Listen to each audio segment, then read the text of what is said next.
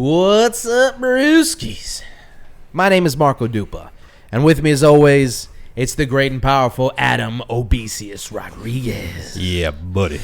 Tonight's brew is from the Schilling Cider House. It's an Imperial mango cider. It's called the Excelsior. And Obi's going to have a little bit more about that after the break.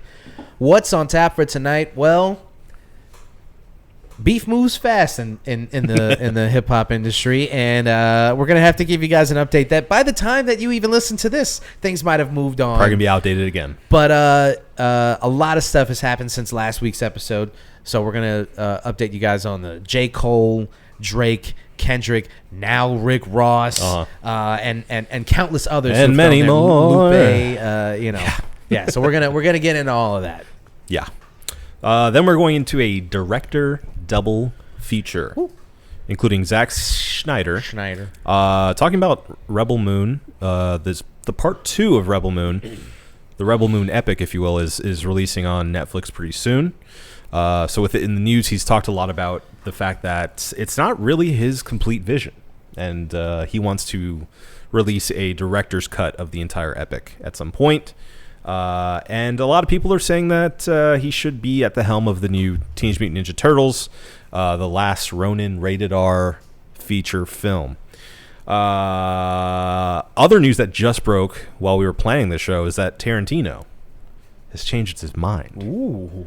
Breaking news. He no longer wants to do what was reported as his last movie, the movie Critic, which is now canceled. So we'll talk a little bit as to why we think that happened and what we want to see him do next. Yep. But we can't do any of that until we get into these brewskis and into this podcast. So without further ado, this is episode 422 of the One Beer In podcast. Maybe the best sync with that. To be found by someone to save you when you're down. Yes, I'm bored when it's bright out. So bored when it's bright out. 4 to 5 a.m. takes me to a place where I fit in. All right. My name is Marco Dupa. That's Adam Obesius Rodriguez. This is episode 422 of the One Beer In podcast. So, Obi, tell the people a little bit about what we're drinking tonight. Well, this is the Excelsior Imperial Mango coming in at 9.1% ABV. I guess its subhead is Mango Supernova. Sure. This is from Schilling Cider House, and there is, in fact, a cold read. Excelsior. Adjective. Ever upward. Space. The final frontier. I'm not sure they're allowed to use that. Space. The final frontier. Schilling Cider's mission has always been to boldly go where no cider has gone before, constantly searching the cosmos for the finest ingredients. With this goal in mind, the crew on Starship Schilling set off to complete their mission Excelsior Mango Supernova. First, the Schilling Cider crew landed on the galaxy's greatest grove of sun-kissed mangoes, which paired perfectly with Pacific Northwest grown apples and European heirloom cider fruit. Next, they took a juicy jaunt in search of luscious limes for the perfect pinch of zest. Finally, our Star Trekkers blasted off to keep space 9.1% ABV, or to deep space. It's already working. To deep space 9.1% ABV to create Excelsior Mango, the next step on the Excelsior interplanetary journey. These are the stories of Starship Schilling. Grab an Excelsior Mango. Adventure awaits. Vegan and gluten-free. Yeah, their marketing person really went out on that one. They had a couple of these before they wrote that. Yeah. All right. Cool. Yeah. Cool. There's a crazy drawing of a giraffe on this. Yeah. The giraffe looks blazed. Insane. Yeah. I grabbed these because, we haven't done a lot of ciders, and then I saw. I mean, Imperial.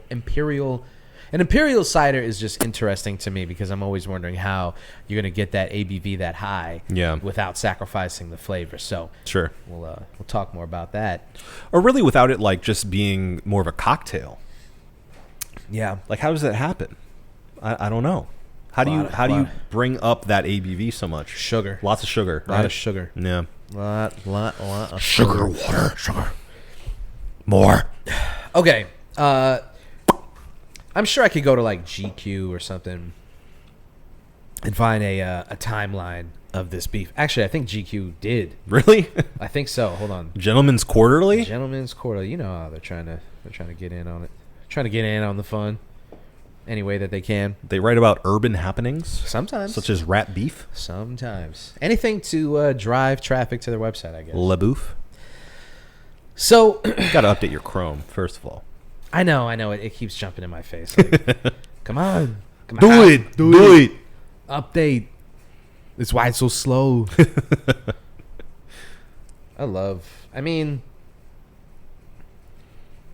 Receiving extremely. Yeah, that Rolex. Look at that Rolex. Cody Rhodes. You got a Rolly. The Cody Rolly. The Cody Rolly. The best nose hair trimmers for highly presentable nostrils. Oh. Why Fat Joe decided to start selling beard dye. Well, I wonder why. I mean, yeah. Why are we letting him get away with that? I don't know. He's gotten away with a lot.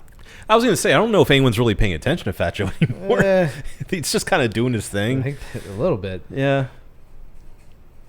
I'm trying to find this article that I could have swore it was GQ. Maybe it was some other gentleman's magazine that jumped in. Okay. But either way, I guess I don't really need them. I just thought it would be easier to have like a little timeline. So, post our last episode, we've gotten Rick Ross jumping into the beef. We've gotten I lost my train of thought. Reference tracks galore. Yeah. All of these artists are now popping up. Basically, it's becoming this... AI tracks, too. AI tracks popping up. People saying that they're not really AI tracks, they just suck. Yeah. It's a tangled web. And we're getting this pile-on on Drake right now. Yeah. And it's becoming like this thing where I think that all of these guys, they were, to borrow a line from Pulp Fiction, race cars in the red.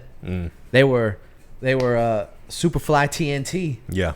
And I think that they were just waiting for the opportunity to be like, you know what? I have feelings. Screw this guy. And I think this is the opportunity to finally get out there and be like, you know what? I'm with you. Yeah. Drake sucks. Yeah. Because it's been a lot of random artists that are just... I mean, I thought him and Rick Ross were cool. Apparently, they're not anymore. They used to be.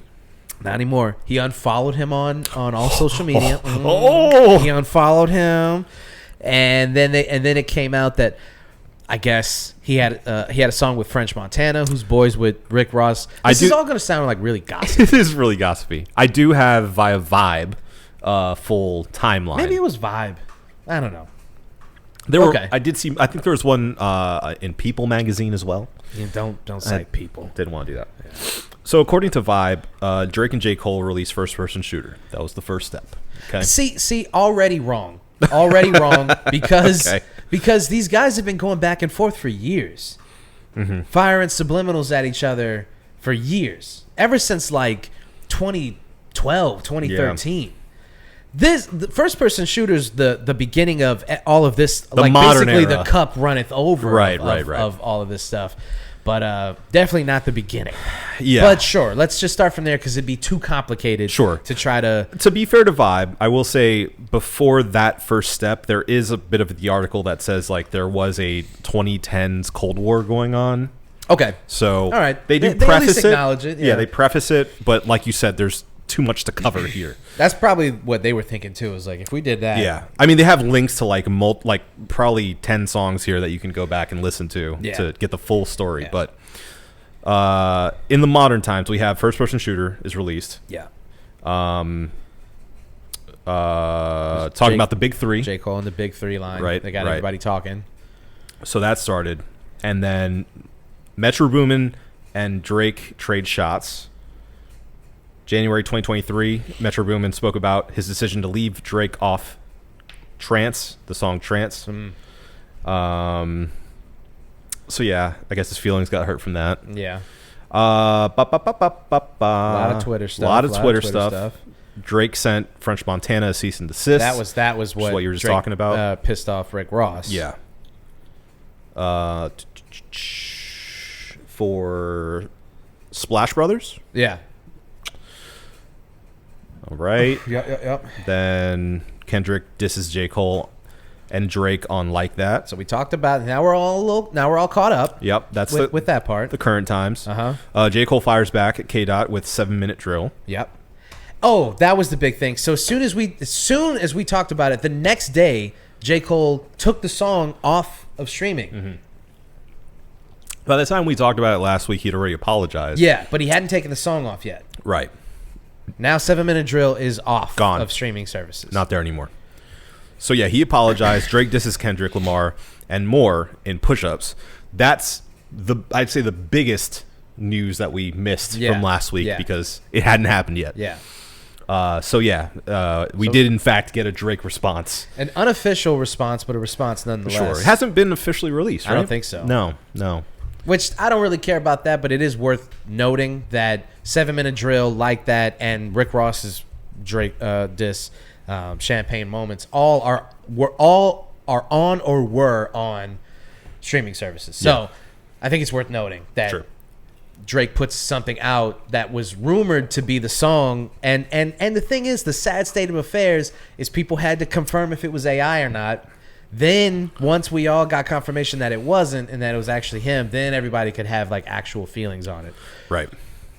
An AI diss came out, a Kendrick Lamar response that was AI started making the rounds on the internet, and a lot of people were like, this is trash. A lot of other people who have common sense were like, if you're actually listening to the music, you can tell that it's AI. There's a little bit of for the voice, and it just doesn't really sound like Kendrick, like the way that he's rapping in this iteration of his career. Yeah. So if you're paying attention, the thing is, I think one of the biggest things that I've learned so far from watching this take place in real time is when guys used to beef, you had to. You already sound like such an old man. I know. We used to beef for real. And this is going to be an old man take, so rock with me, y'all. Or don't.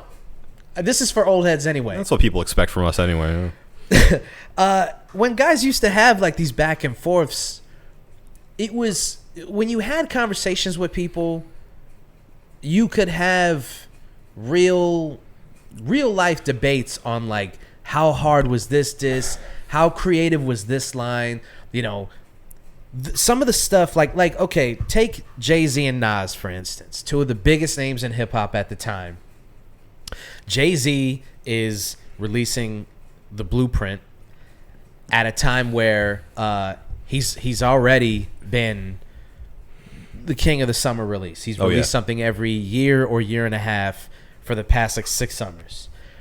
And the Blueprint is him working with a little name producer, Kanye West, Just Blaze, Bink, and all these guys who were creating what was going to be the dominant sound for the next like 15 years. A modern classic. Yeah. Yeah. And on it, he put The Takeover, which was unprecedented at the time. Like, I mean, No Vaseline is on like you did that. But there was a lot of like those songs didn't come out in the mixtape era, right? And No Vaseline is like a bonus cut that's at the end of the album, so it's kind of like tacked on at the end. Hit 'Em Up, I do think is like it was on an album. Yeah, for sure. Wasn't it on my bona fides are being called? Yeah. It was the double album, wasn't it? All Eyes on Me. Was it All Eyes on Me? I think so. It's It wasn't on. No, it has to be All Eyes on Me because then there was Machiavelli, and I don't think it was on. Machiavelli. No, it wasn't on Machiavelli. Hit 'em up. Or maybe it's got to be on All Eyes on Me. Well, anyway, while he looks that up, Takeover being the Takeover is the second song on the album, right? Yeah. Nas is coming out with Stillmatic, which is Nas is coming off of like his career is in the slumps. So it wasn't officially. It's not a. No, it definitely is. I don't know. I mean, I know it was officially released, but I wonder if it was. No, it wasn't on. It was definitely on an album. I guarantee it. I guarantee it. You're gonna like the way this sounds. This is why I hate Google sometimes, because I look up Tupac Hit 'Em Up album and it gives me Death Row Greatest Hits. Yeah. Stop it. Yeah. What are you talking about?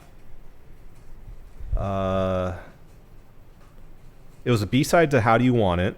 How do you want it? How do you feel? That was definitely All Eyes on Me era. Yeah. So maybe it was never on the actual album. Just look up All Eyes on Me tracklist. That's what I'm doing. I'm doing it. Okay. All Eyes on Me.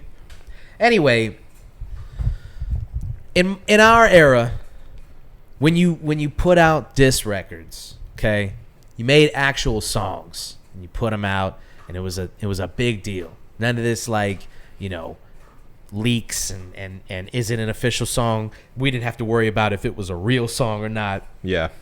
There was no AI. We didn't have to worry about that kind of shit, right? So these guys releasing these songs on streaming services and making them actual singles and stuff. I personally think that adds a little bit of sauce to the songs themselves. To put it to have some like internet personality leak the song, and then like put your hands up and be like, I mean, hey, look, that wasn't even supposed to come out. Is to me very. I don't like that. It's like half stepping. Like I don't like that. I like Ross's diss leaks. And then what does he do? He goes on Instagram and he starts talking a bunch of shit, and then he officially releases the song. Which, by the way, I think I love it. I'm not invested in this beef in a way of like I'm happy that all these guys are going after Drake. I don't really have a dog in the fight either way. I want to see some creativity. So far it's just been fun. These guys are like going after each other, and it's been an entertaining thing to watch unfold. Yeah.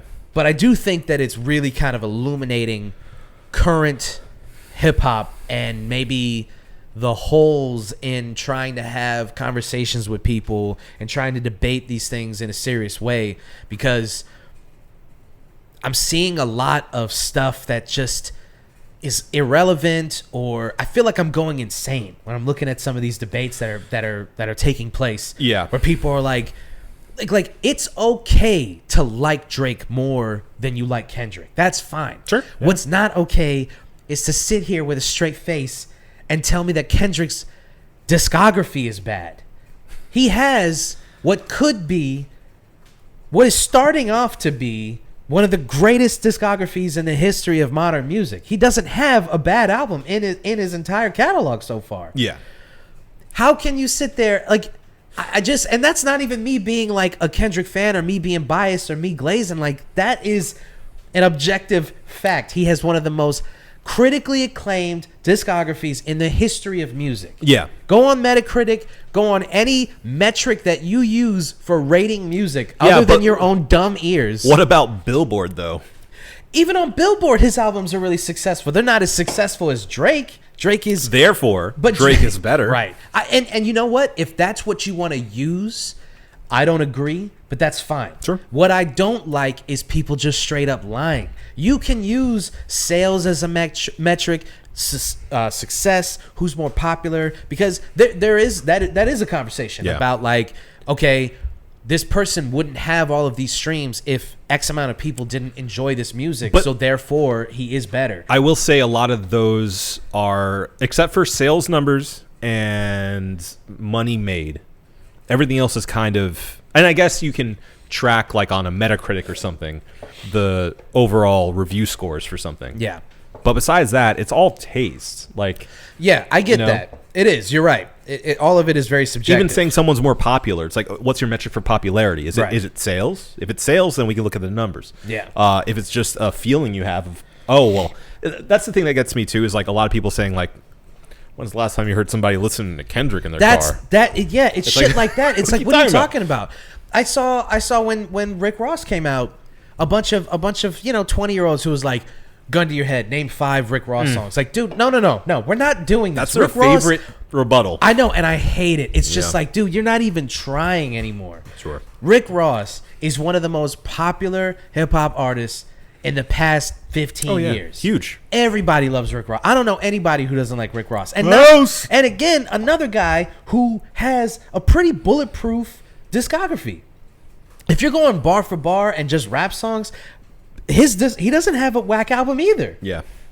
I'm not gonna prop his albums up there with like I mean, he does have a couple. Teflon Don, I think, is a perfect album, but there is.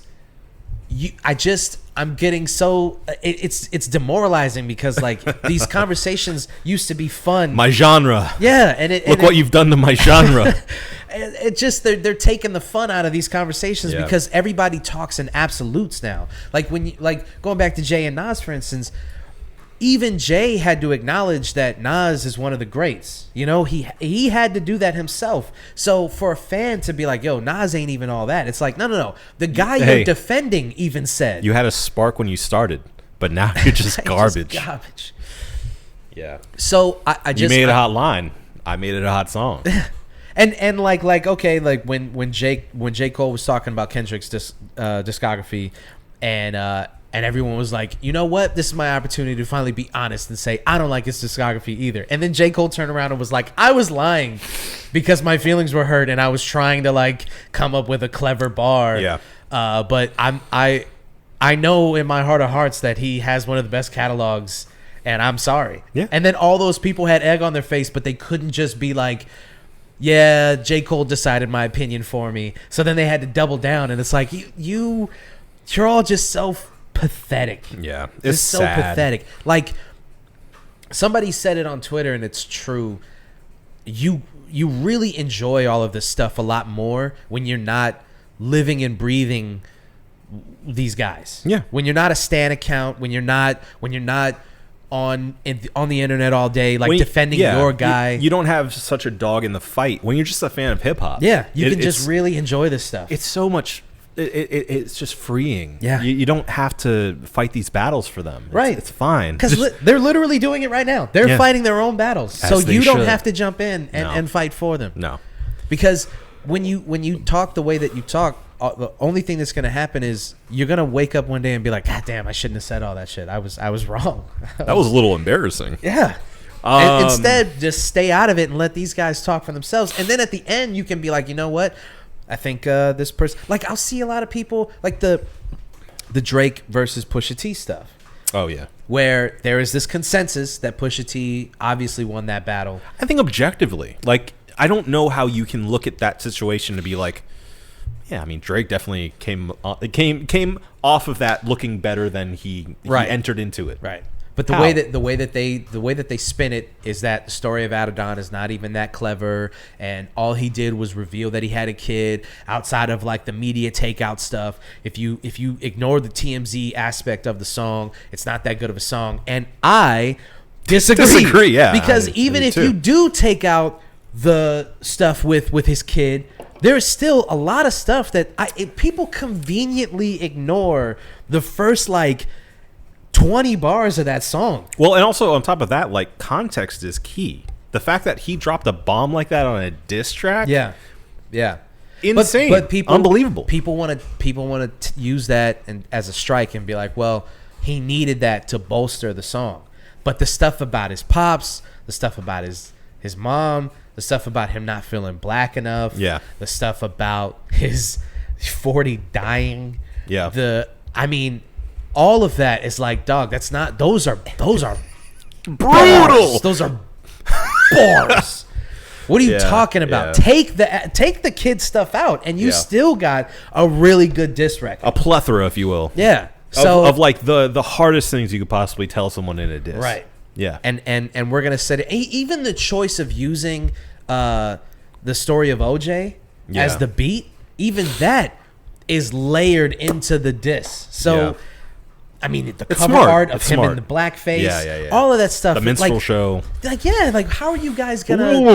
And now Rick Ross is doing it right now with his stuff. He keeps calling him white boy. Yeah. And he said he got a nose job so that he wouldn't look like his pops. Yeah. And it's just like that stuff is layered into it. How can you say that the story of Adidon is not a good diss? Yeah. It's such a deeply cutting thing to say to a mixed race person that you don't feel black enough. Yeah. Like, it's tough. It's tough. Yeah. So I don't know. Tough thing to say.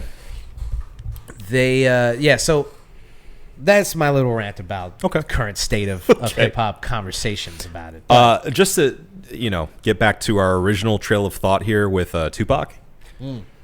I knew I wasn't crazy. Okay, what happened? You called me crazy. They called you crazy. I knew I wasn't crazy. But he knew he wasn't. It was actually on Tupac's Greatest Hits, which became very popular after death. Okay. So that's why I heard it on repeat on an album. It was because it was on that. It wasn't some like secret track. It was just on the Greatest Hits. Yeah. But before that, it was just a B-side. Okay. On How Do You Want It? Yeah. Yeah. There you go. The more He's you not know. crazy. I'm He's not crazy. I'm not crazy. Not crazy. Crazy like a fox. Crazy like a fox. Yeah. So we'll see where we're at. Rick Ross has been, yeah. He calls him BBL Drizzy, dude. To say like, hey man, you went and got that 6-pack surgery, and then it like the cover, and then you're still out of shape. That's why you're wearing all those crazy ass outfits. Yeah. Rick Ross he's the best. He's the best. He's really funny. I think he's underrated funny. Yeah. On his social media. Is that where the article? Yeah. Okay. That's where it ends. Yeah. That's the most recent thing. Is Rick Ross's. Yeah. Currently, there's no Kendrick response. I heard that Pusha T is about to drop a mixtape. I don't know if he's going to say anything about this. Excuse me. Oh, the Lupe stuff. Let's get into the Lupe. They didn't even touch on Lupe. Yeah. True. Weird. I mean, Lupe Fiasco hasn't dropped a diss record. He hasn't jumped into the beef at all, except for the fact that. So, a couple days ago, people were talking about how Kendrick is basically the boogeyman, and he don't even have to respond, and then he has people like apologizing. So Jay Electronica had said something about Kendrick, and then he apologized, and Lupe, he said something about Kendrick, and then he was like, I shouldn't have downplayed his catalog. Again, same kind of conversation about like I overstepped and I shouldn't have made it seem like he isn't making good music when we all know he is. And that's the thing. Everyone else, when the people that you admire are telling you that this thing is good, just listen. Yeah. Because everyone, consensus agrees. Even if you don't like Kendrick, even if you're a Drake fan and you're like, fuck Kendrick, everyone else consensus agrees that he has one of, if not the best catalog in modern rap music. Well, and I think that's why you have to separate yourself from like your stanism, if you will. Yeah. Your stan. Yeah. And look from the outside and go, these are where my cards are. This is where they lay. But I can see this objectively as being something people would enjoy. Right. I don't like it. Maybe it's because I am so invested in this one artist, or maybe it's because I prefer this artist's style and catalog way more than this other one. But objectively, I'm mature enough to look at it and go, I see why people could like this. Right. Or even to get one step back from that and say, I see that people like this. Yeah. Clearly, they must have a reason for liking this. Yeah. I can do that with a lot of Drake stuff I don't like. Yeah. I can look at it objectively and go, yeah, I get why you guys like it. Right. It may not be for me, but I get it. So I just don't understand why. And it's just got to be immaturity and like having your heels dug into this fight in a way. It's because for some reason, and I don't know where this started, maybe it's social media, I don't know what it is, but more and more people are attaching who they are to the things that they like. Oh yeah. Instead of just being a person who's into multiple things, they are attaching themselves, and it's part of their personality. Right, and it's permeated everything, right? Like you can't have a conversation about anything with people who you don't know, because the debate turns into, you don't like this thing, therefore you don't like me, right? Right. It started with politics, where we got to this point where I believe something, even if it's an innocuous thing, if it's on the left side or the right side or whatever, blue or red, it used to just be, I believe this thing, you believe that thing, let's talk about those differing opinions, to they are attached to who we are, and they are the only thing separating us from the animals. Yeah. And if you believe that thing, you're an existential threat to my existence. Right. Yeah. And some of that stuff is, and I'm not going to get into that. Well, especially with politics. Yes, for sure. But when it comes to stakes innocent high. stuff, like your opinion on a movie, for instance, or what console you play on. Yeah, that stuff doesn't have to be intrinsic to who you are as a person. Shouldn't be. I don't think it should be. But it is nowadays. Yeah, and so I think that's part of the conversation, is like, you can't just like Drake. You can't just like Kendrick. It has to be everything. Like, if I listen to Kendrick Lamar, then I'm like this, Black Panther, pro-black, hipster politics and yes, you burning sage hipster guy. Yeah. And I can't like Drake. Sure. But the reality is, I like all three of these artists, and I listen to a lot of Drake. I listen to a lot of shit. If Kendrick being my favorite out of the quote unquote big three, doesn't mean that I don't listen to some of the most shallow, awful stuff. Which again is like, why can't you have? It's crazy that you won't just let people have all of these things. Well, and on top of that, it's false thinking. Like, it's not correct, because Kendrick isn't Talib Kweli. Right. Like, Talib Kweli is not Talib Kweli. None of these artists that are you say, the perception of what you think they are. Yeah. I don't think. I mean, I'm sure it does, but like backpack rap doesn't really exist anymore. It's morphed into something different, and it's gone with the times. And I feel like, especially an artist like Kendrick, makes music that can be a banger, or it can be socially conscious, or it can be both. And it takes someone special to make it both, is my opinion. And I think he can do that. And that's why he is my favorite out of the quote-unquote big three. Right. I don't feel like all of them can do that. Right. But that doesn't, for me personally, that doesn't stop me from really enjoying a lot of Drake's music. I like a lot of his stuff. Of course not. Yeah, I think I said it last week. Like, we both did. Yeah. So it's you're allowed, but they won't let you do it. So this Lupe stuff. Let me get back to the Lupe stuff. So they said that even Lupe apologized, and Lupe was like, I'm not going to take that lying down. And he jumped back on Twitter and he was like, I didn't apologize like I was afraid of the dude. Yeah. I apologized because I was like not honest about something, and something got misconstrued, and I didn't want people to walk away from the conversation with a misconstrued idea of what I was trying to get across. That's why I apologize. I'm not afraid of Kendrick. I'm the best. I don't fear any person on the microphone. So he's been on this tirade for the past couple of days. I think he had some show where he was out there talking about how he's the best and how he doesn't fear anybody and all this stuff. Yeah, he said anyone can get the smoke, essentially. Yeah. And now he's part of the conversation. Yeah. And now people are like bringing in super lyrical guys and like, what does their opinion matter and all this stuff. And it's just, now it's kind of getting a little convoluted. Well, he also said something that I completely disagree with, which is that he believes that Drake is a better lyricist than Kendrick Lamar. Yeah. Well, even he doesn't believe that, because he contradicted himself. There's videos of him contradicting himself. So even he doesn't believe the shit that he says. But I think it's sour grapes. I think it's just him being like, fuck this guy. Yeah. I think, and somebody said it, and I agree. I think that he's, the way that they phrased it was occupying a lane that he was in and getting more for it than Lupe got. And I do believe that that's true. I do think that Lupe, for a time, was viewed the same way that Kendrick is viewed currently. Definitely. I'll tell you this. The cool era? Oh, man, I was obsessed. We all were. I mean, he just... Oh, he had a run. He broke in, and like he was the guy. There was nobody else. Him and Kanye. But I do think part of it is like his own unwillingness to,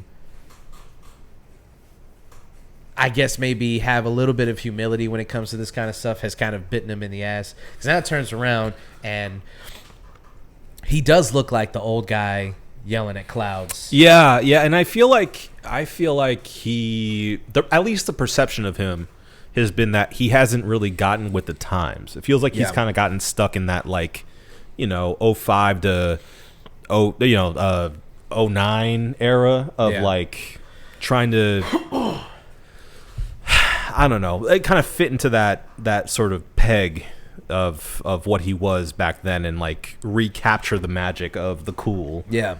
Or, I mean, I think food and liquor. I think technically he's fantastic. He's a great artist. I don't know if there's anybody better than him technically. Yeah. I think the way that people talk about Eminem is the way that they should talk about Lupe Fiasco. I think if we're talking about bar for bar technical skill, I don't know if there's anybody better than him. Yeah. When it comes to, like, if you ask somebody to write a verse and use all of the elements that make a rapper great, I think he does it the best. Does that translate to good albums? Not necessarily. often. Yeah, not necessarily. Does it translate to success as far as commercially? No. Usually never. Probably not, yeah. So I think that the fact that Kendrick is doing all of that while enjoying commercial and critical success it has to eat at him. It has to get to him where Lupe just put out Drill Music and Zion like a year ago or a year and a half ago. He just put out an album. So I liked it. That was a good album. But it just kind of came and went. Yeah. Only Lupe fans really fucked with it. There was mainstream media that kind of liked it, but it just kind of came and went. It didn't really make a dent. Yeah. And instead of, there's a lot of guys who are out right now who are they're carving their lane, and they're saying this is what I'm doing, and I'm happy here, right? You got Billy Woods, you got Mike, you got Larry June, Jay Worthy, Mac Homie, the guys in Griselda. You've got a shit ton of guys who are making music, and they're like, it's just funny that you could have made all those names up for some people. really good. You got Uncle Joe, Johnny Johnson, you got Bobby Boy. Yeah. You got the Palm Reader. You got all these guys. Yeah. Pickle Brothers. Oh, I love the Pickle Brothers, man. Big in the early 90s. I can't believe you even brought them up. That's wild. That's wild. I didn't know you were down like that. Oh yeah. I didn't know you were got the first mixtape like that. And did you just say I didn't know you were pickling like that? You son of a bitch. So, these guys have they're riding this lane that they're in, and that's enough for them. Yeah. You don't see any of these guys coming out and being like, it's fucked up. Like, this guy sucks, or this guy's not as good as everybody thinks he is. I'm better than this guy. It's like, no, they're happy just coasting in the lane that they're in. Yeah. They've carved their own lane. Right. And it's just such a happier place to be when you can listen to some music and you're like, you know what? I don't need any validation as to how good this is. I know this is good. Well, you know what I think it is like it's all a perception thing, because I feel like the perception that a lot of people have on Lupe, and in a way I kind of do too, is that he deserves better than he's getting. And the fact that he is not doing better than the promise of his first couple albums makes it seem like he's always fighting at a loss. He's always trying to carve his way back. Yeah. Climb out of that hole. I'll say this about that. To the point that Lupe is maybe stuck in an era. Listen to his most recent couple of albums. Okay. Does he really deserve to be higher in a spot than he actually is right now? I don't know. Because again, if we're talking about technical ability, then he should be at the top of the mountain. Sure. But that's not the only metric for success. Yeah, for which sure. we've already established. Yeah. So should Lupe be as successful as Kendrick is right now? I don't think so. I don't think Lupe's in the past 10 years made an album as good as Damn. Yeah. Made an album as good as To Pimp a Butterfly. So, but if we're talking bar for bar, verse for verse, does Lupe have verses on like Drogas Wave or Tetsuo and Youth or Drill Music that match any verse that anybody has put out in the past 10 years? Of course he does, because he has that technical ability. Sure. Would you want to listen to Nothing Was the Same all the way through versus Drogas Wave all the way through? I mean, objectively or subjectively, you could just look at the numbers and see who's listening to what more, and so that's when the conversation That's subjective. Objective. Objective. Objective because it's the numbers. Yeah. Objectively, you're looking at like what people want to listen to, what's more enjoyable to sit down and listen to. So it's like, and you sound like a Drake fan now. I mean, and that's the thing. It's like I don't want people to. I don't want it to come across like I'm hating on Lupe. I love Lupe, but like we have to be real with ourselves. It's not just that he's an old head who's not getting with the times, because there's plenty of rappers who are doing stuff that reminds you of like the mid to late 90s, and they're having tremendous success with that. Yeah. It's just the fact that he's so angry about it too, and it's like no one is occupying a spot that you should have. Right. I think that's more my point, and where I'm trying to come from on this is that it seems like because he believes, and vis-a-vis a lot of his, I wouldn't even say fans, his stands believe that he should be where Kendrick is right now. It makes him look like a loser. Yeah. And it makes it feel like no matter, it's like a losing battle, you know? Like if instead he took the approach of like not even commenting on his place in the hip hop totem pole, just talking about what he wants to talk about, being this, expert lyricist, and making the music he just feels like making, and just not even commenting on the current state of hip hop really, unless it's part of a song. I think it'd do him better. I think it'd do him a better service. Absolutely. I think he'd stop looking so petty, and I think that it would attract more people ultimately to his music. The people that weren't even fans when we were fans, because I feel like a lot of the fans today of Lupe are fans of his that have stuck on since, at very least, the cool, Yeah. So I think that's how you attract new people instead of just keeping this small circle of, dedicated fans. Yeah.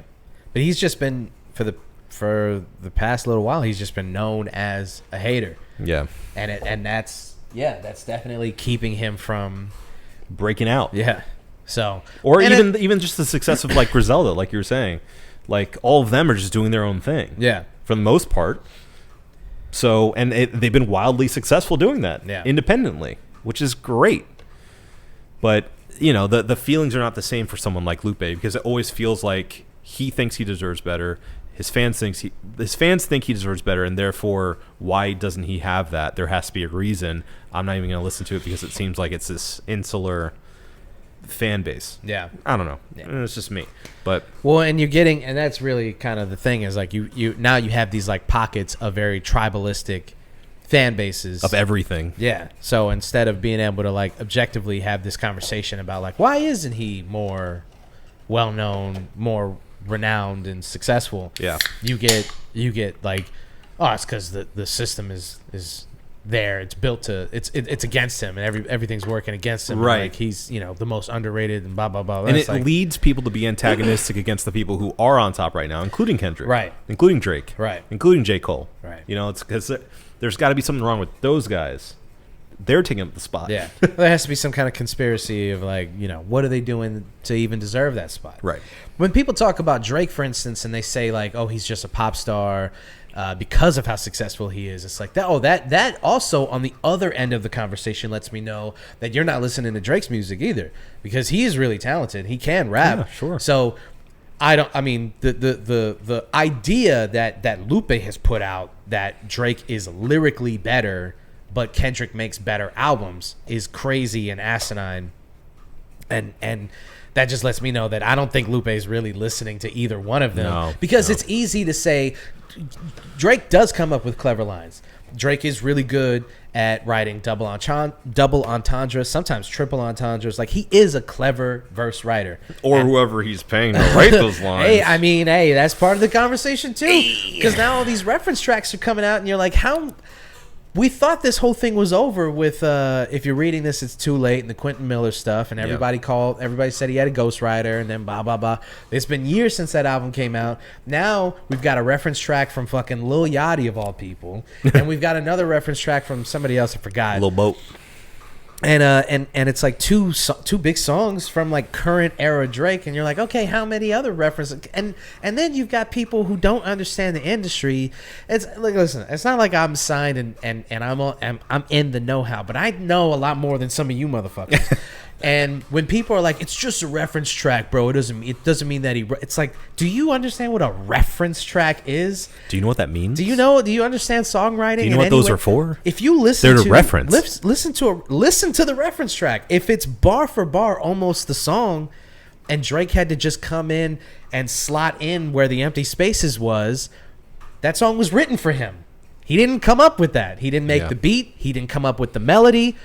He didn't come up with the chorus. Yeah. Some of the even the verse. Like, if you're given a song and the only thing that you have to do is just fill out like 8 or 9 bars, that's a co-writer credit. Yeah. You didn't write that song. Yeah, and that's fine. Sure. Yeah.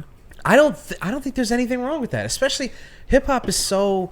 It's been limited for years by the fact, or the idea rather, that you have to be the chief songwriter on the song. Yeah. And it's because of most, like, 90% of hip hop is I'm better than you, and it is because I write better. Or this is my story. This is what I went through. Right. So if your story is all of this stuff, and somebody like wrote your story, but that's the same thing as like when when a novel comes out and it's an autobiography. But then you had someone who is a better writer than you write it. Sure. That doesn't mean that it's not your story. That means someone else who knows the ins and outs of creating a compelling story and taking your story and going, these are the beats that would compel people more. There is absolutely an art to that. You know, absolutely. You meet with the person, you talk to them, you figure out their ins and outs, you study what they've done before. Yeah. And you figure it out together. It's a collaborative effort. And adapting a screenplay from a book is an art. Those people are talented, supremely talented. So I think that we're limiting rappers because rappers limit themselves, and the idea is if I wrote this thing, so I do believe that you can't claim to be the best rapper of all time if somebody's helping you write your songs. I do agree with that. Yeah. But I don't think that stops you from being one of the best artists if you're able to jump in, slot in, because it does take your charisma, it does take your voice, it does take your understanding of. It takes even choosing the song is part of the art of like, this is going to work on the album, this isn't going to work. You know, all of that stuff. There's a thought process that goes into all of that shit. Of course, putting together your track list. You know, it's like it's all important. It all matters. Yes, exactly. And it all takes thought if you're doing it right. But don't you sit here with a straight face and tell me that a reference track is not writing for somebody, because it is. It just is. You're not fooling anyone. Yeah. And maybe yourself, but nobody else. If you need to sit there and cope with that, that's fine. Yeah. But don't come to us and tell normal people. Normies.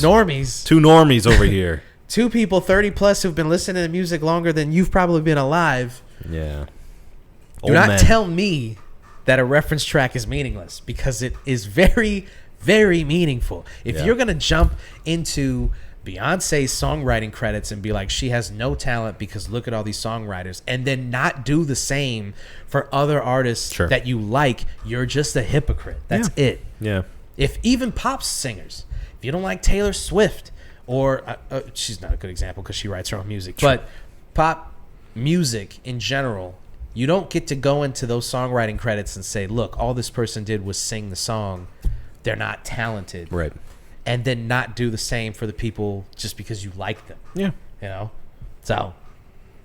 Elton John didn't write a lot of his songs. Yeah. Sinatra didn't write anything. There you go. You know? He just drank a bunch of booze. He just sat there. And womanized. That's all he did. That's all he did. Booze and womanized. Yeah. So, I don't know. It's still fun to listen to. And what I've realized is the thing that I have to do personally is remove myself from the conversations that are being had and just listen to the music and enjoy it and form my own opinion on it. And that's really what I've been doing, and I urge others to do as well, because I've really found this era of hip hop beef to be so much fun. Yeah, it's fun. It's fun drama. Like, nobody's getting hurt as of now. God willing, that doesn't happen. Right. But it seems very surface level. It seems wrapped up in a lot of people's egos, and for what it is, I think it's healthy for hip hop, and I think it's a good thing. It gets people excited. Gets the people going. And I feel like things have been pretty boring for a little while now in the hip hop sphere. I mean, obviously a lot's going on. There's been a lot of good releases, but I mean, as far as like the politics of hip hop, if you will, the status quo needs to be shaken up a little bit, and I feel like that's what this kind of artistic beef is good for, is to shake the cage a little. I hate to say it, but Kanye was the person who shifted paradigms in rap music and in pop music in general. And the fact that like he's been doing what he's been doing shifted the paradigm a little too much. Yeah, I think that definitely left a hole in rap music. Where I was like, where's the guy who's like changing the art? Yeah, we need some controversy. We need some paradigm shifts. I feel like things have been a little too stable lately. Yeah. So that's, yeah. Let's see what happens. Okay. Let's see what happens. Okay. Agreed. Moving on to another artistic, another artistry. Shifting some paradigms, shifting some topics. Yeah. Zack Snyder. We've talked about old Zacky boy before on this podcast. Plenty of times. And always with the same reaction from people, which is that, man, does the internet love them some Zack Snyder. Boy, howdy. Yeah. This guy, for a certain sect of people, can do no wrong. He just released, well, not just, last year he released Rebel Moon Part 1. And, if you let Zack Snyder tell it, it was $1 billion movie because 100 billion people have Netflix and they watched his movie, and so therefore he made $1 billion movie. Insane logic, but fuck it, whatever. And he's about to put out Rebel Moon Part 2, which, by the way, Rebel Moon is supposed to be like his Star Wars. Yeah, it was going to be a Star Wars movie that turned into just his own thing. Original, yeah. So, do with that information what you will. Zack Snyder fans just, conveniently ignore that. And as he's talking about Rebel Moon 2, or Part 2, in the midst of that, again, we get this conversation about how Zack Snyder likes to create his art. Or I guess rather how he likes to present it. Sure. Right? So it seems like every time he's in the news talking about a movie that he's made or that he's working on currently, it just seems like he's just an artist who's never satisfied and never done with the things that he's, or never allowed to finish or do the things that he actually wants to do. Yeah, it's never the full vision that he's had. And yet, you never hear him say this about movies that are well received.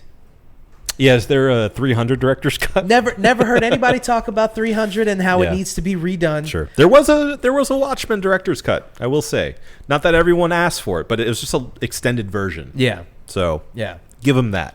But he wasn't going around saying, like, I need to do my version of The Watchmen. Yeah, it was just the Blu-ray version. Yeah. Was his director's cut. But Watchmen came out and was a pretty successful movie. Yeah, yeah. So there wasn't all these people jumping on the internet saying, like, oh, we need the Snyder cut of Watchmen.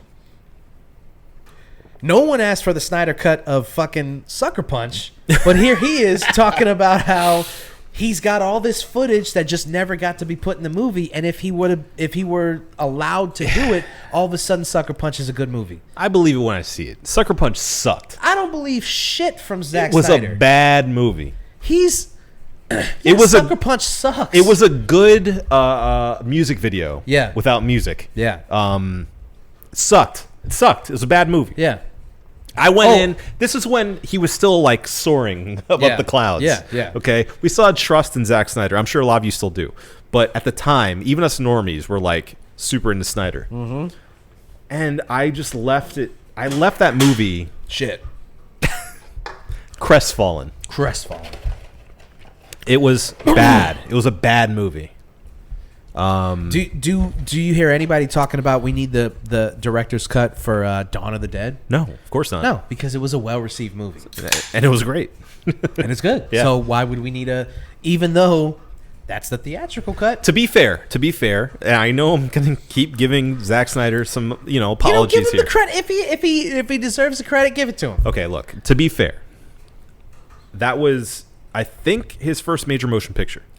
So he didn't have, I think, as much ability to film more than he would in subsequent films. Oh. So there couldn't be a director's cut. But that's the whole point, is he was under the constraints that people claim he's still under as this billion-dollar director. He was able to craft a good movie. Yeah. So I would argue one of his best. Yeah. So why now, when he is in what is the best place a director can be, Netflix just gave him a ton of money to do his own version of Star. Can you imagine letting any director other than Zack Snyder they just gave him millions of dollars and said, you do whatever you want with this, and he was like, you know what I'm gonna do? My version of Star Wars. Any other director would be like, they did that with Scorsese too, right? And what did we get? The Irishman. Exactly. Yeah. So I don't. Those understand. fake faces were pretty expensive. I don't. But that's my point though. Is when you give a director $1 billion and say do whatever you want, you get Oppenheimer, right? Sure. Yeah. You get The Irishman. Yeah. You get Killers of the Flower Moon, Killers of the Moonflower. Flower Moon killer guys. Killer Flowers of the Moon. Killer Flowers of the Moon. That's the sci-fi version. That's the Zack Snyder version. Yeah. Killers of the Moonflower. You know what I'm saying? Yeah. You don't get excuses. You get results. You get good movies. Oh, yeah. You sound like an exec now. I took it there. Oof. Man, if I was on shivers. the set and I was watching him just put together bullshit after bullshit, and then for him to have the fucking nerve to go out here on the promo circuit and being like, I got the director's cut coming. Yeah. Don't worry. We're still working on it. I'd be livid. If I was one of these Netflix execs who was like, yeah, didn't we just give him $500 million to do whatever he wanted? The ability to do whatever you want. On a streaming service, he can make the movie 8 hours long. Yeah. Who gives a fuck? He can make a miniseries. Yeah. Do part 1 and 2 in like 2 seasons. Yeah. Why not? Yeah. Break it up. No. Instead, he's going to do a worse version of his vision. And then a better one. For PG-13, and then a better version. Yeah, the full director's cut. Yeah, the full and vision it's like, of I it. finally get to do what I want. It's like, man, just get out of my face. We believed it with the Snyder cut, okay? After that... No, yeah, I'm not... He doesn't... Stop. No, no more. I'm not giving him any more credit. The Justice League sucked. And I understand that the Justice League is a movie that was just destroyed by corporate meddling. Sure. Yeah. You got all these writers, different directors. The movie is a hodgepodge of like way too many visions. I understand that. Yeah. So I will give Zack the credit there. It's like, that wasn't his vision. No. All right, well, guess what? I sat down and I watched that black and white bullshit that he put on Max, and that movie still fucking sucked. Why do you watch the black and white version? China just wanted to know what, like, I thought it was going to be different, but it was the 4-hour movie again. Yeah. I didn't watch the whole thing. Okay, good. I hope you figure it out eventually. I realized, I watched like 20 minutes of it, and then I was like, this is just the movie in black and white. I'm not doing this again. I already gave you, and I think we even talked about it on here. The Snyder Cut? Yeah. Didn't we do? I don't know if we did a one. I don't think we did. I don't think we. Maybe we just talked about it. I think we just talked about it. But I do think I think we were in agreement that it was a better movie than the theatrical cut, but it's still not good. It certainly is. Yeah, it's definitely better. I would almost go as far as to venture it is objectively a better movie. Yeah. There's more, like, the story makes more sense. Mm-hmm. The action's better. the end product of it looks better, and it works better. It is a better movie, but it's better than a bad movie. Right. So it's like... It's just like, I left it going, it's all right. Yeah. You know, like, it's fine. I mean, definitely better. But it's fine at the end of the day. It's fine. Yeah. Army of the Dead, it's not a good movie. It's not a good movie. It's not a good movie. And I don't need his director's cut to let me know it's not a good movie. No. We just... I for one, just don't have any more trust in Zack Snyder and the stuff that he says. And I hate to agree, but I do, because from everything I've seen of the man, he's a good guy. Seems like a nice guy. He seems really plugged in. He seems really passionate about filmmaking. He seems to have like good visions about storytelling and you know, these epic stories he wants to tell, and this vision of you know, these gods and monsters fighting each other. But when it comes to the movie itself, it always, I mean, for the past 10 years has fallen flat for me. Yeah. For the most part. So it sucks. I wish I enjoyed his movies more. Yeah. But I just don't. I have to admit it to myself. Yeah. I don't. I mean, people just have to stop giving him, like, force him to just make a good movie the first time around. And we could stop having this conversation. Yeah. Because, well, it also spits in the eye of your production partners. You know, it's like, we tried, man. Like, what do you want from us? Right. To say like, yeah, this movie's good, but this is my actual vision. It's like, well, then why aren't we working on that movie? Let's just do that thing. Mm-hmm. And I saw somebody brought up Aliens and Blade Runner. Oh, the original Alien too had multiple cuts, a director's cut and a film cut. But theater cut. The theatrical cut is a critically acclaimed, greatest movie of all time. Yeah. Candidate. Mm-hmm.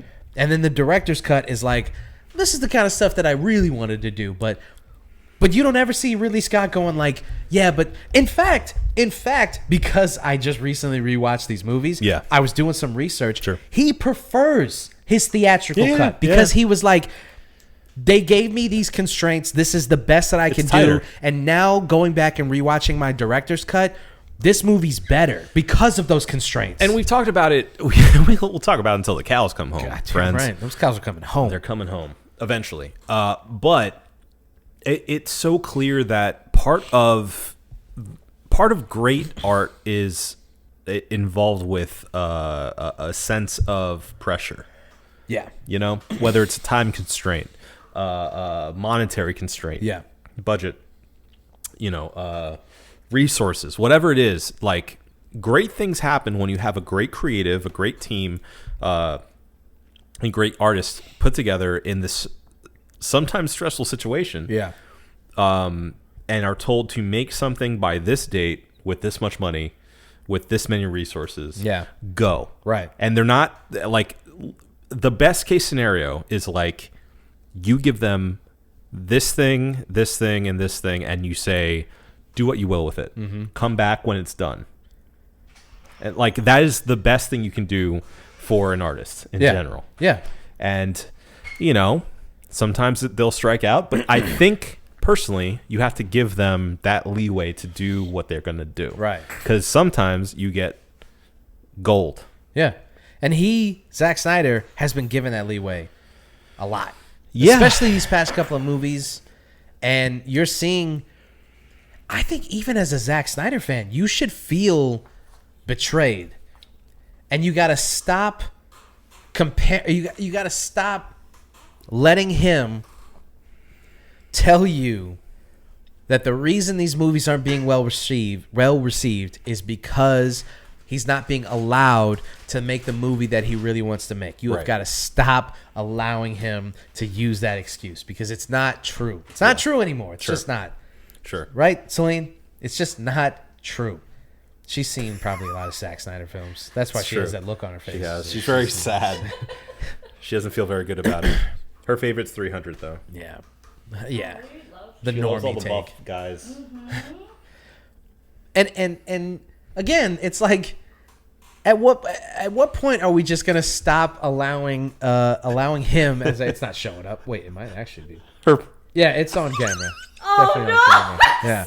I mean, well, that's what you get for doing this. Well, she does. I can't. Is she good now? She's fine. It was just All right. She had some poop on her butt. Yeah. Sorry, everybody. Yeah. It's If you want to see it, go on our YouTube. No, it's for Patreon. It's for Patreon only. Yeah. We're just gonna cut that part out. I'm so sorry. It's fine. Baby needs a booty wipe. It's fine. So, yeah, I mean, I'm sick of him, and I'm just sick of the idea that like he's being like this conspiracy against him. Like he's the only director in Hollywood who's being stopped, Muzzled. Yeah. Like he has this great artistic voice that like if God forbid it was allowed to get out and he was allowed to say what he really wanted to say in these movies, that if he just had $500 million more dollars, the story would have been way better. If he was able to just make a 5-hour movie that he could just put out there and just do whatever he wanted, man, what would we get? And it's like, you guys, the movie's just not good. Yeah. Sometimes the movie's just not good. We need more Gal Gadot. David Ayer made that Justice League movie, and now everybody's asking for the Ayer cut. No. And it's like, everyone stop, because every director doesn't just get to turn around and release the cut of their movie. You know what should have been the Ayer cut? The movie that made it to the fucking the first theaters. one. The first one that should have been the Ayer cut. Yeah. You know? Yeah. And it's like, I don't know. I just refuse to believe. So if you're somebody like David Ayer, for instance, Yeah. are you not as talented as Christopher Nolan, or are you just not getting the same opportunities? Well, and why is Christopher Nolan getting more and better opportunities and making better movies than you? I think it's actually really similar to the conversation we just had about rappers. It's like a lot of creatives and a lot of fans, Uber fans, stands sometimes, have this mindset that these people who are more successful were just in the right place at the right time. Right.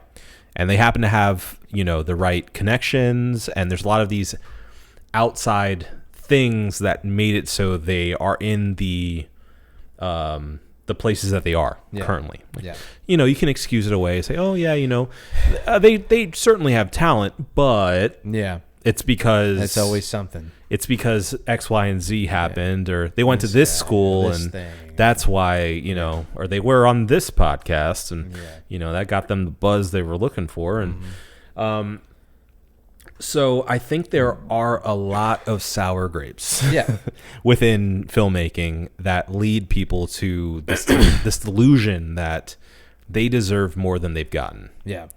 And I understand where that comes from, because it has to be a hard pill to swallow if you're seeing others, live out your dream with their vision. Yeah. And sometimes it's true. Sometimes a guy does get a better opportunity 100%, than the next guy. 100%. And their career skyrockets, and then you have to direct, Gigli, and you don't, and that's sure, that's what happens sometimes. Yeah, so it's not absolutely untrue. It is 100% not untrue, for sure. Like, things happen. People have good luck sometimes. Yeah. People have connections. And if Zack Snyder was like this young up and coming filmmaker who was like not getting opportunities, I'd be like, yeah, it kind of seems like there is this like campaign against him. Maybe I get it. Zack Snyder is. He's had all the chances in the world. I don't know how many more chances a guy like that can get before you just go, he's not that good. Yeah. I don't know if there's. You're not that guy, pal. You're not that guy, pal. I don't know if there is a artist in the history of ever who has gotten as many opportunities as Zack Snyder has to just be mediocre over and over and over again, and then have his fans tell you, yeah, well, if he had just if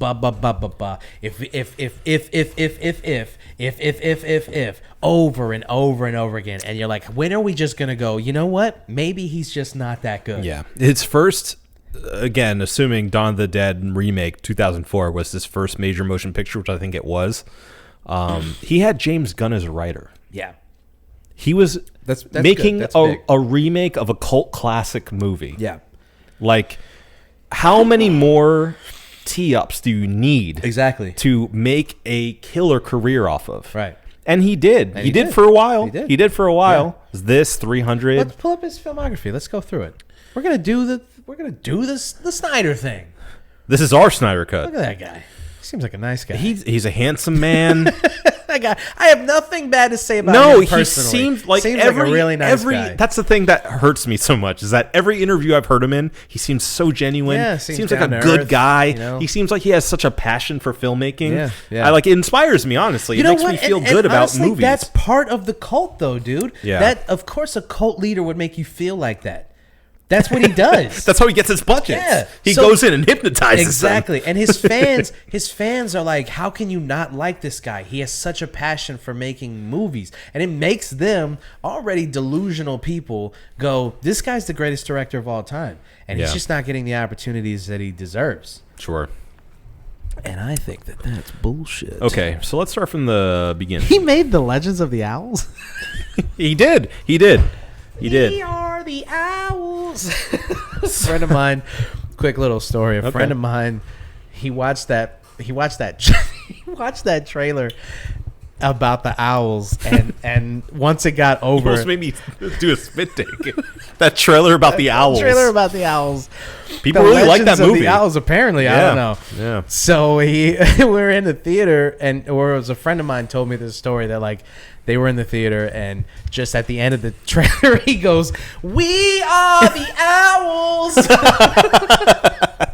It just became like this meme for our friend group, and every time I think about that movie, because it's so ridiculous, this movie about like these super powerful owls. It's like a kingdom of owls, and it's about their the drama. Be better if they were owls. Super powerful owls. I mean, they might be. I don't know. I've never seen the movie. I don't know. I haven't seen it. We are the owls. Well, surprising no, when he started as a music video director.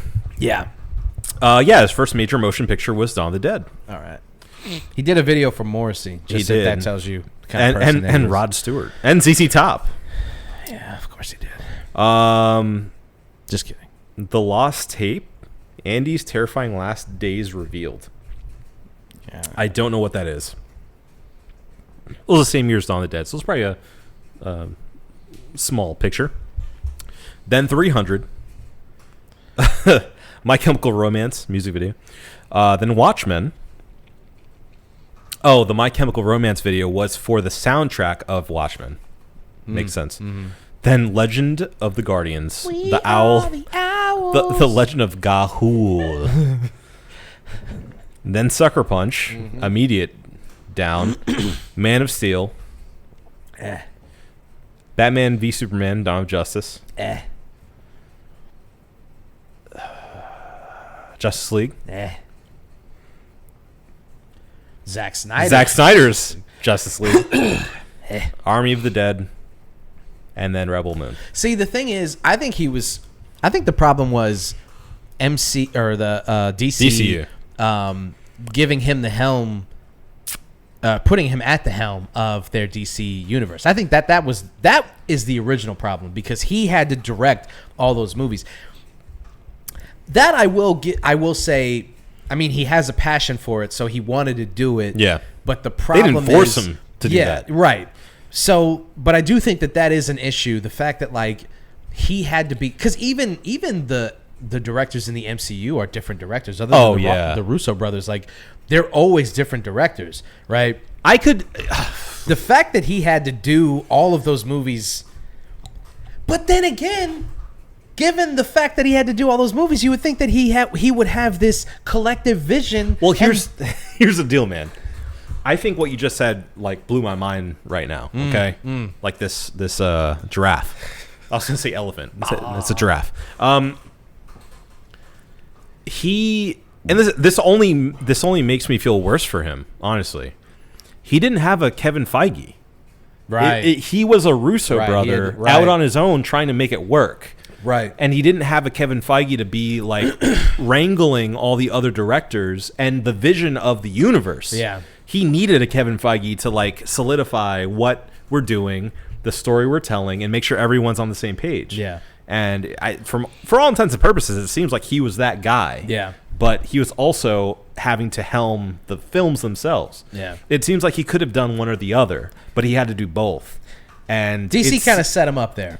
It seems like they learned their lesson, and now they have James Gunn at the helm. Yeah. And it seems like they're in a more secure place. But I think, I mean, I could see a world in which, like, they had a collective visionary that could be their Kevin Feige for DC, and things would have been completely different. But the thing is, when you watch those individual movies, it's like, yeah, all right, I want to give you the credit that you deserve, but Man of Steel kind of sucks. Like it's I walked out. It's all right. I watched it in the theater, and I was like, that kind of sucked. I didn't think it sucked. It was all right. I felt like it was all right. No, I didn't like it. I didn't like it. I didn't think it was all right. I thought it kind of sucked. I thought that Henry Cavill. I really didn't like Henry Cavill because of Man of Steel. I thought this guy is fucking boring. Like, he's a good-looking dude. This guy's a dork. I mean, the thing is, like, before that, I mean, he didn't have a lot of huge, high-profile roles. Like, this was his star-turning role as Superman, right? And seeing just a picture of him, you're like, that's Superman. Yeah, he looks like Superman. Yeah. And not Black Superman. Not Black Superman. Certainly not. Yeah. But the thing is, like, I remember walking out of that theater thinking, like, that was just. We weren't saying mid at the time, but I was like, that kind of fucking, that was okay. It was just kind of fucking sucked. And I thought, Henry Cavill, he's boring. He's just a good looking face. And then I see him in other movies, and I'm like, oh, he was just wasted in this movie. He's funny. He's charismatic. Cocks his arms before he gets in a fight. Yeah. Are you kidding me? And I was like, oh, and then you know what? That honestly might have been the genesis of this feeling towards Zack Snyder, because I think I was looking at Zack Snyder going, you had gold on your Look at how you hands. massacred my boy. This guy could have given you anything, and you forced him to just be brooding. No, he could have been a great Superman for sure. Should have been a great Superman. Yeah. And instead, we got and I'm sorry, but I'll never forgive Kevin Costner just diving into a tornado.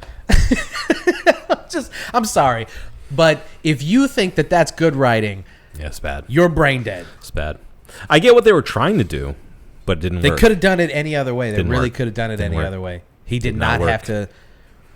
We're not even gonna litigate that right now. They saved the dog, though. I'm glad they saved the fucking dog. Yeah. So, yeah, you got. He's stuck there. He's stuck in this DC thing for a long time. But the problem is, people will tell you that, like, he's just been not allowed to do what he wants to do. All right. So then you get Zack Snyder's Justice League. That's him doing what he wants to do, right? Well, that movie still blows. Then you get Army of the Dead. I don't think it blows. It's okay.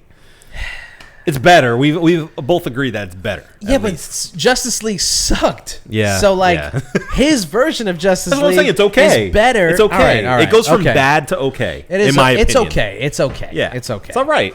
It's all right. Army of the Dead. It's not sucks. good. It's not good. That movie sucks. It's not good. I was disappointed. We did one reel in on it. Go listen to our one reel in on it. I was so hopeful because he teased me with going back to a zombie movie and it being a heist film he got us all. And all this stuff. And it's like, oh my, this sounds like it could be a killer cast, return to form. And it sucked. No, it should have been good, but it wasn't. It sucked somehow. And I haven't watched Rebel Moon yet, so I can't comment on the quality of the movie. Neither have I. I will say that it's not getting good reviews. No. I can tell you that. So, at what point, again, I bring you back, at what point do we just admit that Zack Snyder maybe isn't a very good filmmaker? Maybe he's a great cinematographer. Yeah. Maybe a great DP. But is he a great director? I don't know. I would like to see him like be a producer. I think he has a good eye. He has a good idea for like the 20,000 feet view of a film, and he can get really inspiring about a vision for something.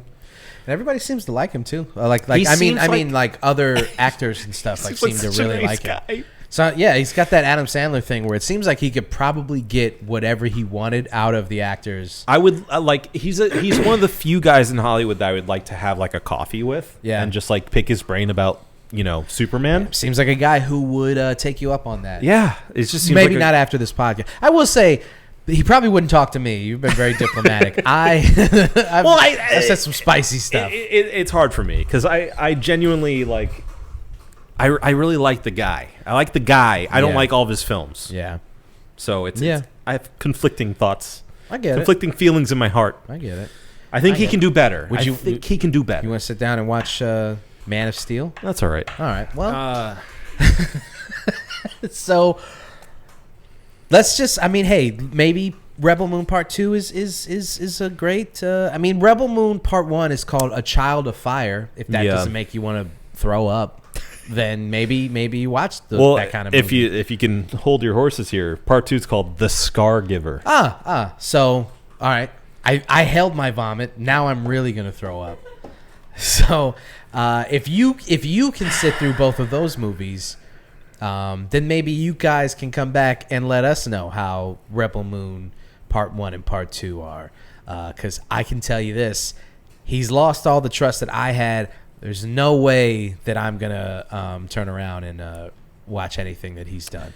Until somebody tells me that, like, yo. You got to watch this. Yeah. Yeah. So we're done. For as far as I'm concerned, I'm done with Zack Snyder movies. I'm not watching anything that he makes. I am too, and I have the fortunate ability to do that, even though I am a fan of the man, because my brother is a big Zack Snyder guy. Okay. So he watches stuff for me and lets me know if I should watch it. All right. Tell him, let us know how Rebel Moon is. He fell asleep during it. Oh, well. We'll see about Part 2. Maybe Part 2, you know. Yeah. Maybe Part 2. Or Director's Cut. Or the Director's Cut. Yeah. We'll see. Maybe he'll mash both movies together and make a Director's Cut. And it'll be like 5 hours long. You have to sit there for a full week. And at the end, he pops up and goes, wait for Director's Cut, Part 2. Wait for the Director's Cut. Yay! Yay! Director's Cut! Yay! All right. Somebody who doesn't usually need a Director's Cut. Never. I don't think he's ever had a Director's Cut. Well, there was... Shut up. Okay. There was... Talking about the Netflix extended version of... Yes, that's exactly what I'm talking about. Of Hateful Eight. Hateful Eight, right. And Django. He had a Django longer version. So, too, right? Not to say that he doesn't need a Director's Cut. When he does a Director's Cut, it's when he's like... It's optional. Yeah. I'm like, I got more shit that I want to jam in here. It's like a side quest. I got more feet that I want to shoot. So that's why we're going to bring back this movie. But his theatrical cuts... Yeah. Are good enough. Stand on their own. I think if you're Zack Snyder, you have to look at Quentin Tarantino and think like, well, what's he doing that I'm not doing? Yeah. Good movies. Yeah. The one thing Tarantino is not doing, though, is his purported last movie, The Movie Critic. And Obi's going to have more about that right True. now. According to the Hollywood Reporter by Aaron Couch, Quentin Tarantino no longer making... Oh, and also Boris Kitt. I'm sorry. Sorry, Boris. Quentin Tarantino no longer making, quote, The Movie Critic as final film. Brad Pitt had been in talks to star in the film as his Once Upon a Time in Hollywood character, Cliff Booth. Quentin Tarantino is going back to the drawing board for his 10th and final film. The auteur had been preparing to start shooting The Movie Critic this year, but is backing away from the project, sources tell The Hollywood Reporter. Tarantino had been honing The Movie Critic for months. Set in 1977 California, initially drew inspiration from a cynical movie critic that the filmmaker grew up reading. But sources say it morphed along the way into a film that would feature Brad Pitt as Cliff Booth, the stuntman he portrayed in an Oscar-winning performance in Tarantino's Once Upon a Time in Hollywood. It is unclear if this film was going to be a prequel or a 1970s set sequel to Hollywood. But in recent weeks, Tarantino had a change of heart again and moved away from the film entirely. So, a big old shakeup for the Tarantino heads you got here. Yep. We'd been longing for this film. Yeah. Waiting for it, hotly anticipating it. And, I think with the pressure of it being his final film, I think that pressure seeped in, at least to me, and I was feeling like he's got to nail this one. What's going to happen with this? And especially it being another movie about movie making or movie criticism. Movies about movies. Movie about movies, yeah. I thought that was a really interesting way to go out. Yeah. Especially now that we're hearing these reports about it having the same universe as Once Upon a Time. Yeah. I think that sounds really cool. You know, because I don't know about you, but I find myself going back to Once Upon a Time in Hollywood more than a lot of his movies. I just rewatched it recently, and I was like, oh, it's better than even when we watched it. Yeah, I thought it was amazing, but even going back and rewatching it, I'm like, oh, it's even better than I remembered. It is one of his most rewatchable movies. Yeah, absolutely. It's a movie that like you could just put on at any time. It's a hangout movie, mostly too. Yeah. I was really, I mean, the reports that it was going to be in that universe, that alternative look at Hollywood, was really, really interesting, because before that I was like, I mean, I trust Tarantino. He's probably one of my favorite directors. Yeah. We're, like you said, Tarantino heads on this podcast. Absolutely. So I fully had confidence in him to nail it, but I also, in the back of my mind, I'm not gonna lie to you. I'm not gonna lie. They say I lie all the time, but I don't lie. I'm being very honest. I was a little concerned about the movie, about his final film being a movie about, like, I knew it was going to be good. It's Tarantino. But I was a little concerned about the lack of, like, stuff to chew on with a movie about a movie critic. Another movie about movies? Yeah. I was a little like, all right, this seems like, it's like when he did Inglourious Bastards, or I'm sorry, when he did Django and then Hateful Eight back to back. You're like, oh, he's doing a Western thing now? Yeah. He's in his Western phase. Yeah, and you're like, okay, all right. Django is one of the best movies ever. And then Hateful Eight has really grown on me to the point that I'm like, oh, Hateful Eight's amazing. Yeah, it's really good. Yeah, no, I was really lukewarm when I first saw it, but yeah. Since then, upon like 2 rewatches, I've been like, no, it's really good. It's awesome. Hateful Eight is fucking awesome. Yeah. And but that little era that he was in at that time, I was like, oh, we're doing westerns now. Like, what's? Well, he had a crime phase before. Yeah. He started with the crime phase. Reservoir Dogs, Pulp Fiction, Jackie Brown. Right. And then from there, went into his Eastern phase with Kill Bill 1 and 2. Right. And then went into his Western phase. So it tracks. It does makes track. sense in a weird way. Yeah, like his favorite things, you can tell, are being presented or represented in his movies. Right. But the thing is about those movies, he usually has like this interesting take on each one of them. Like Django is this revenge story, very traditional Western. Hateful Eight is like a super dark, perverted, like messed up take on a Western movie. Yeah. Like a lot of Westerns aren't that dark. Yeah. And so whenever he does like slip into a genre, you're like, all right, one of these movies is going to be this thing and one of this is going to be. So I'm like, Once Upon a Time in Hollywood, you're like, all right, this is the quintessential nice movie about movies. Then he goes back in and you're like, all right, but what is going to be the new interesting take on the movie? And like you said, the added pressure of it being his 10th movie, I think that did get to him. I think if he never put that thing on himself, the arbitrary limit. Yeah, he could have just made the movie Critic and then nobody and then done something else. Because if people were like, even if the movie was received lukewarm, you'd be like, oh, the hot streak is over, but it's still Tarantino. Yeah, it's fine. Sure. He's gonna come back with something else. But the fact of the matter is, his 10th movie, he's got to go out like Jordan in '96, and that's what he wants. That's not even clearly. It's been explicitly what he said he wants to do. Sorry, huh? I said the wrong. 97. Yeah. 97. We were there. We were alive. Yeah. I remember. However, Your Honor, he has explicitly said, like, the reason why he's put this arbitrary limit on himself is that he wants to go out on the top of his game. So I think it's silly. It's absolutely silly. I understand the compulsion to do that. I get it. Like, it makes sense. But at the same time, just make good movies, man. Don't release yourself from the shackles of this arbitrary 10th being the last you thing. don't have to like do this, dude.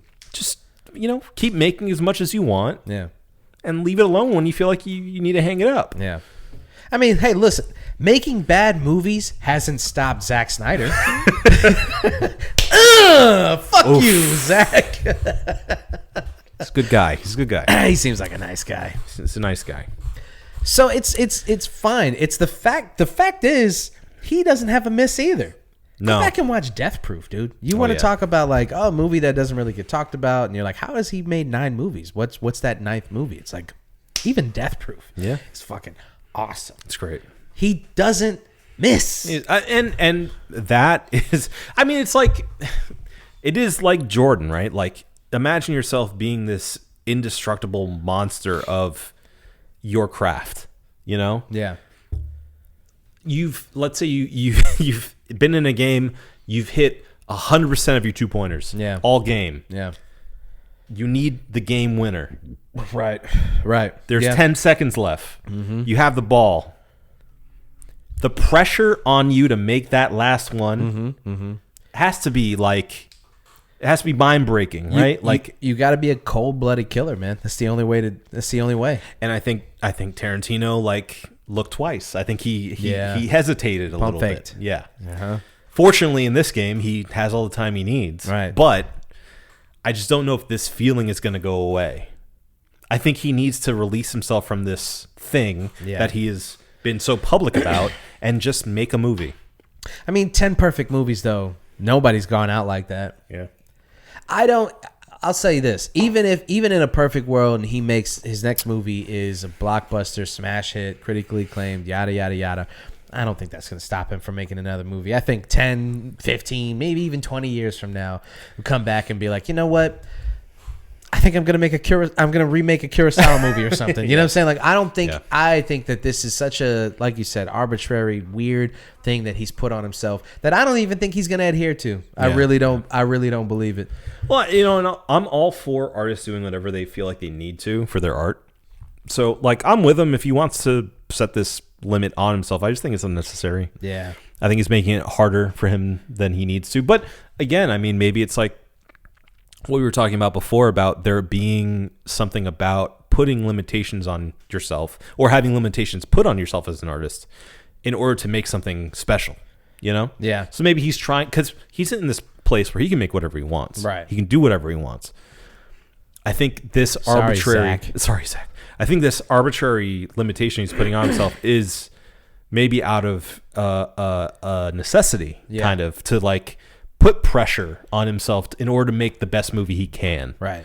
Well, he's never had to actually face this until now. I mean, since his early times, Reservoir Dogs was a super small, low-budget movie. Work. I mean, what I mean is, he put this 10 movie thing on himself real early. Yeah. He was like movie 6 or 7 when he was like, I think I'm only going to make 10. Yeah. But at that point, he had 3 more movies to go. So he could just keep rocking. There was this future. Yeah. So I think now that he's staring down the barrel of what he's actually put in front of himself. He said, yeah. And I think that definitely has to affect his decision making to be this far along in the process. It officially is announced. He already had a cast, well, not the full cast, but at least the star. He had a story. Right, he had pretty much everything that you need to get going with this movie. Yeah. He's got the studio back. Well, there wasn't a studio attached yet, but I mean, it's Tarantino. Sure. Could have had anybody attached. Yeah. I think that he was far enough along to at that point have to really pivot, have to really make some decisions to go, you know what, this isn't it. Yeah, that's a huge. I mean, imagine what kind of decision making it took to say, this isn't the movie. So I guess the question is, what do you think is the movie? Kill Bill Volume 3. I was just gonna say Kill Bill Volume 3, man. Just do it. We all want it. Just do it. Look, what I actually want is there to be and I know he won't do this. I'm saying this just out of like a fan's perspective.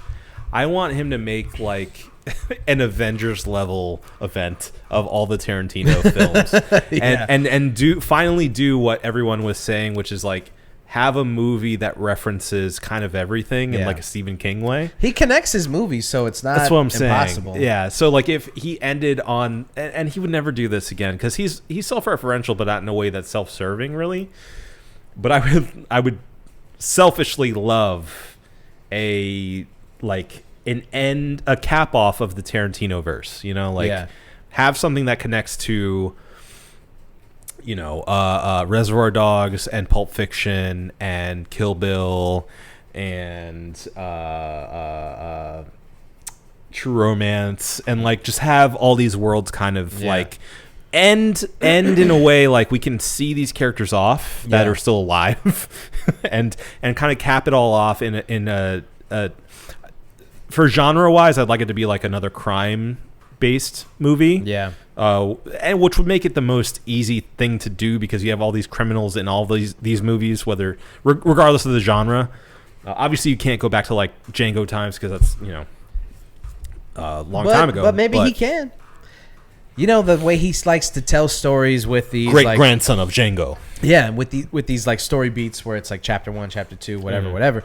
What if each chapter was like each generation of these characters? Like, you could have one of the characters that we already know is like, the great grandson of a character from like the 1800s. Yeah, that he's already established, like a lot, like the Schultz name he's used a lot, which is like how he's kind of connected the dots with a lot of characters. And what if each one was like each generation, so you could get through his Western era, maybe his Eastern era, more modern crime era. Yeah, tie it all together in the end. Yeah, in a bow. Yeah, I mean, it'd be nice. It'd feel like some finality. I would like to see him go back to the crime stuff, to go back to his roots. Yeah, make just like a straight up crime movie. I mean, that's and I feel like this is more realistic for me to say. I mean, well, first of all, I'd love Kill Bill Volume 3, but I don't think that's going to be his last movie. No, probably not. It feels too minor to do that, unfortunately. But I would love for him just to make his version of like Heat, like just make a heist film, action-packed, drama-packed, with his own twist to it, obviously. Yeah. I would love that as a capper. I guess technically Reservoir Dogs is that. Yeah, but it is told in its way because of the limitations that were put upon him. There wasn't a lot of action because he couldn't film that, so it was mostly in one location with the cast that they had. So if he could, because he has the money now to do a full-fledged crime caper, so he doesn't have to do it in that way. Full caper. Man, what if he did that? What if he went back to that universe and was like, I have one more story to tell in that world. Yeah, Mr. Pink made it. Yeah. What does he do what now? Happens. Where do we go? Where do we go from here? Yeah, man. Mr. Pink finally getting out of jail. Yeah. An old Steve Buscemi being the star of a Tarantino movie. Kidding me right now? Oh, I'm fully on board. Speaking Tarantino lines, are you kidding me? Fully on board. Are you kidding me? Fully on board. Well, how about you? What would you like to see for his final outing? I mean, yeah, I can't front him doing Kill Bill Volume 3, having like Uma come back and like maybe she gets killed off in the first scene, and then like Zazie Beetz is because that's Zazie Beetz, right? No, it's not Zazie Beetz. A lot of people are a lot of people think fan casting. Yeah. So the actual actress that was the kid, Vivica A. Fox's child in the first one, is an actress still. Yeah. So she could do it if she's good enough. I mean, that's the thing. Like, whether that girl can pull it off, we already know Zazie Beetz can, because she's a very talented actress. Sure. Yeah. I really do think that maybe the most obvious answer is the correct answer to do Volume 3. To have the revenge tale continue. Yeah, make Uma Bill. Yeah, exactly. Yeah. And the idea of, revenge begets nothing except for more revenge, the more cycle. violence. Yeah. The cycle continues. Like I don't think Tarantino has ever been known as subtle. So the obviousness of that idea, I think in a lesser director's hands, the obviousness of that plot would probably, hurt them. Yeah. But with him, it's like, what he's going to do with something like that is like give you a super entertaining movie. And whether you look at the plot and go like, yeah, well, of course, it's like, that's not really the point though. Yeah. Like the point is to watch this stylistic masterpiece from one of the best that we have in American cinema. That's the idea. It's an amalgamation of the genre that he's referencing. It's not. He's not simply a copier. He distorts things in his own vision, which is what makes it special. That a lot of the Tarantino likes that came out after Pulp Fiction don't get, because they don't have that vision. They don't have that ability to filter out what they like and don't, and what their vision is that they can grab from these influences. They simply replicate and do it again, which can make an okay, enjoyable movie, but it doesn't make anything to the level of a Pulp Fiction. I think that's what a lot of people are missing. So, or maybe he just does a rom-com. I mean, I would watch. I don't think he's ever done a rom-com. He was an aspiring comic when he was first coming up. So yeah, and a lot of his movies are funny. They were funny. So I could see that happening. Yeah. I don't know. The only thing that I really take away from this is like now we have to wait even longer for his next movie. Well, the main thing that I want to say is like it doesn't really matter what either of us want. I want him to make a movie that he wants to make. Yeah. End of the day. So whether it takes 5 years, 10 years, 20 years, make your movie, man. Yeah. Like I want it. I want it as much as you do for it to be a classic, along with the rest. I would just prefer it sooner than later. Somebody tell Zack Snyder, just make your movie, man. Make your movie, man. Just make your movie, man. Jesus Christ. All right. I think that's. Yeah. You got it right. Okay. Yeah. All right. Well, that's it for the topics. But before we get out of here, we got a couple things that we got to do. We got some housekeeping that we got to do. And the first and foremost is we got to do our cheers of the week. And so, Obi, start us off. What's your cheers, my brother? My cheers of the week goes to the exception to the state of TV. Okay. I'll explain. So we talked ad nauseum in episodes past about how crappy it is with streaming services and the fact that we're essentially paying more than we would ordinarily with just like traditional cable services at this point to get everything streaming that we need, not that we need, but that we would want to watch. We need it. We need the TV. There have been a couple of shows that have come out recently that have been sort of this exception to the rule. And not all of them are streaming exclusive, but one of them definitely is. And the two shows that I'm talking about are Shogun and Fallout. Oh. I am always pleased to, first of all, see a new show that gets sort of this critical acclaim and people just kind of gravitate towards. Shogun, they're doing the model that it's like you have to tune in every week. Yeah. Which has allowed me and Sherry, to catch up. I'm crying. He's so emotional about it. Sorry. It's a very emotional show. But I really appreciate the fact that like it has been a weekly episodic show because it like we talked about this before, it gives you time to digest and it doesn't feel like such a rush to get to the end of it to catch up with the podcasts and your coworkers and everyone else who's been watching it and like binged it in an afternoon, Right. And so I enjoy that fact about Shogun. I love that it is so high value. Like you can tell, like it looks expensive. And great actors.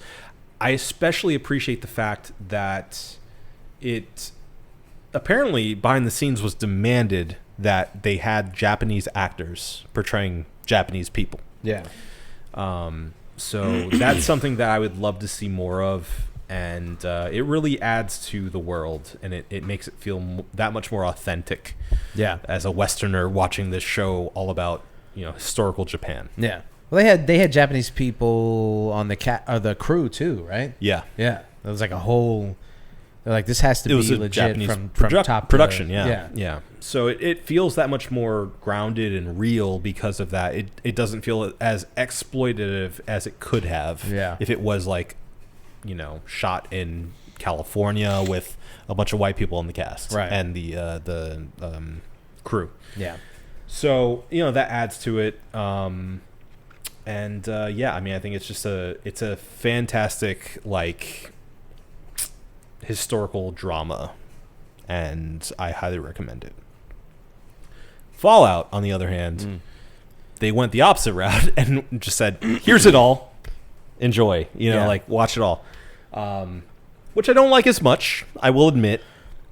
Listen, I just want to say for two seconds, you and I talked about the fact that TV needs to go back to the episodic release schedule. Remember that? We had a whole episode we did. where we talked about we're ahead of this market. Yeah. We had episodes past where we talked about the fact that binging is not the model and the way to enjoy TV. And now everybody's jumping on the bandwagon and talking about how we need to go back to the weekly release schedule. You and I were on top of that years ago. I mean, I remember bringing it up back when Twin Peaks season 3 came out, and it was episodic. And I'm like, I need a full week to fully digest what I just saw. Right.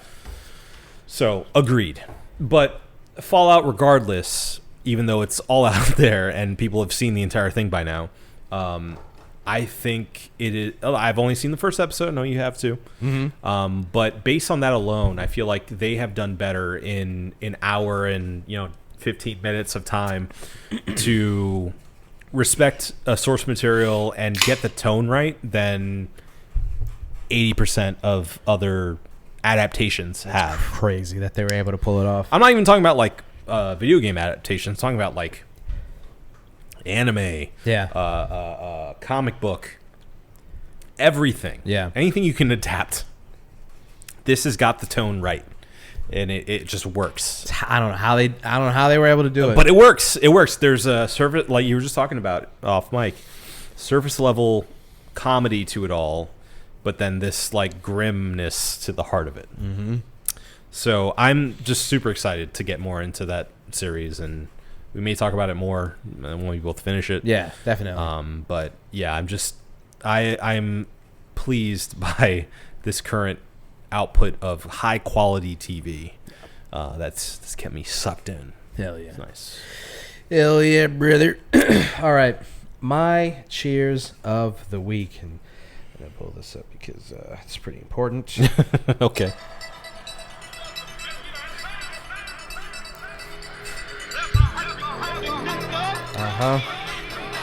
Yes, sir. Magic. That's right.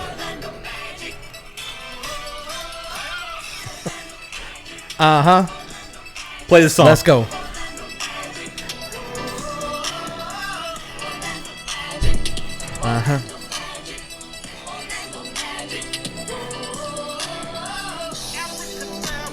Rising with dance. So stupid. It's very silly. It's such a silly song. Anyway.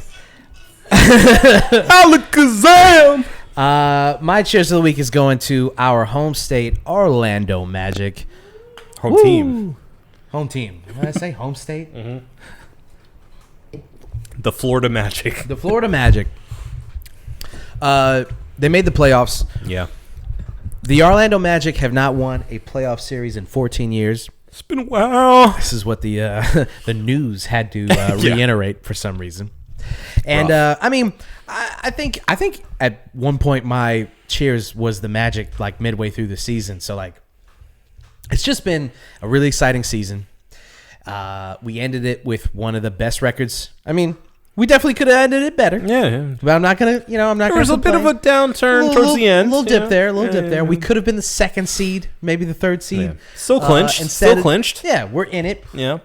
We're the fifth seed in the East. We still ended as one of the best teams in the NBA. That's right. One of the best statistically, one of the best defensive teams in all of the NBA this year. Everybody has taken a step forward. And, it's just for the city itself, for Orlando, it's just an exciting time to be a fan of the local sports teams. Yeah. Solar Bears are in the playoffs, apparently. Didn't know this. We found this out today. The city teams are doing really well. Pride and the Orlando, what are they? Not City. Yeah, it's Orlando. I'm sorry, not Pride. But yeah, the Orlando City and the Pride team, the football teams. Yeah. They're the Lions. The Lions. Yeah. They're both doing pretty well this year. And the Magic, has brought back. The thing is, Orlando, the Magic team, when they're doing well is when the city gets really excited. City does well and people are like, oh, fuck yeah, let's go. But nothing matches the excitement of when the Orlando Magic are doing well. Yeah. And right now, whatever happens in this playoff series, it's been fun to watch these guys. Yeah, it's been. Play their hearts out and be successful and, give us one of the most exciting seasons that we've had in the past, 10 Especially seasons. with such young stars. Yeah. A lot of young guys, a lot of personality. We have Paolo Banchero, who is, one of the best players in the league. I mean, I foresee him taking that next step, maybe this season or maybe next season or the season afterward, and being one of those perennial all-star guys. When you talk about, the Jaylen Browns and the fucking, the SGAs and the. He's got a ton of promise. So and the Wagner brothers. It's just really exciting. So. Congratulations to those guys making the playoffs. Hopefully they go far. And hopefully you, if you are a local, you continue to support the team, because that's the difference between us and the next city. Is support for the team. It's true. So, Orlando Magic. Orlando Magic. Orlando Magic. Oh. Alakazam.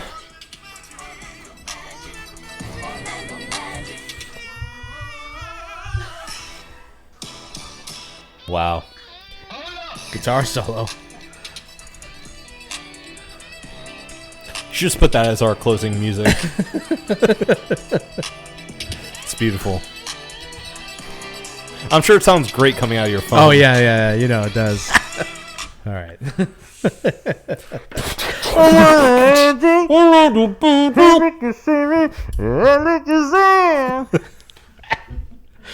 All right. Fresh from 1993. Yeah, I mean, all they did was just remix that old song, which is so funny. Yeah. To just take that old ass song. Yeah.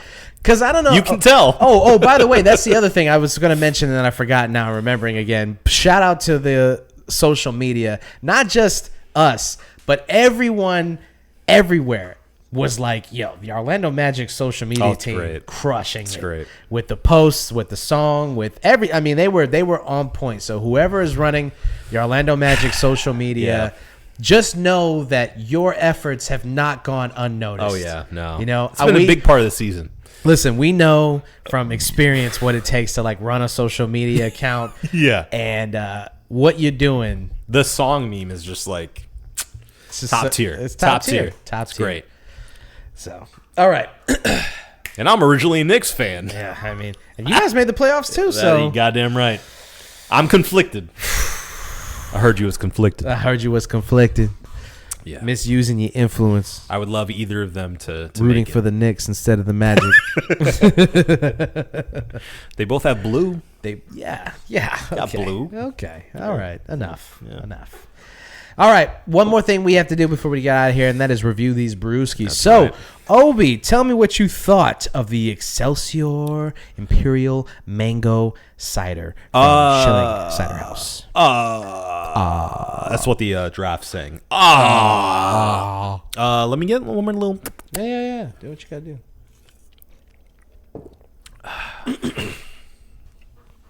Well, I'm a big mango fan. Not the biggest cider guy, to be honest with you. Yeah.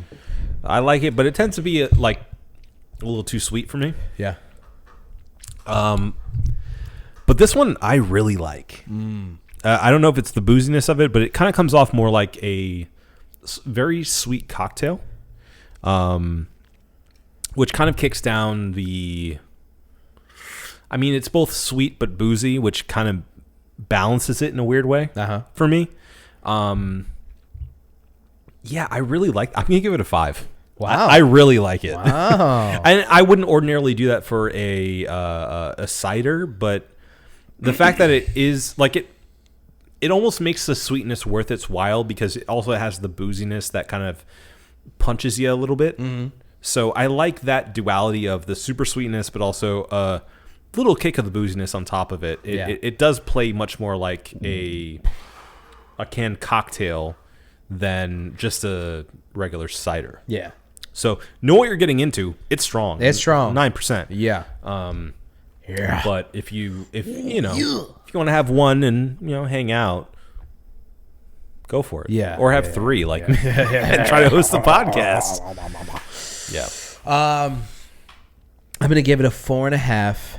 I'm gonna say that the booziness of this cider maybe just a little too much. I think that I also am not not that I don't like ciders, but I just don't drink them that often. I just don't really get the point of them. They are they're What's always the deal? I mean they're good, but they're always seen as here's the sweet thing, the too sweet thing to give to people and who don't like beer. And it's like, all right, I mean exactly. And so when you do one really cider. well, Sideward cider is really good. Yeah, that's probably my that favorite. We had it was awesome. Yeah, it's probably Sideward cider is probably my one favorite. of the best local ones for sure. And stuff like that, shows you that you can do something really well. And Schilling as a cider house, to me, I don't know if they're the authority on ciders, but I will say that I have had some of the best ciders that I've ever had from Schilling. Oh, so know what they're doing. They really do. Yeah. They really do. And that's 4.5 is still a good score. I hope Absolutely, you guys know. yeah, It's it's not great. like it's a knock on this. It's just like I really feel like even from first try to last try, I feel like I tasted that booziness too much. Could have been a little bit more balanced, in my opinion. A little smoother. Yeah, a little smoother. Gotcha. So, Okay. a 4.5 for me, a 5 for you. Yep. You think we got it? I know we got it. Well, if Obi says we got it, then it's over. This has been the One Beer In podcast for myself, Marco Dupa, for Adam Obesius Rodriguez. Yeah, buddy. Thank you guys for listening. Drink delicious beer or ciders. Have yourself a beautiful evening. We love you.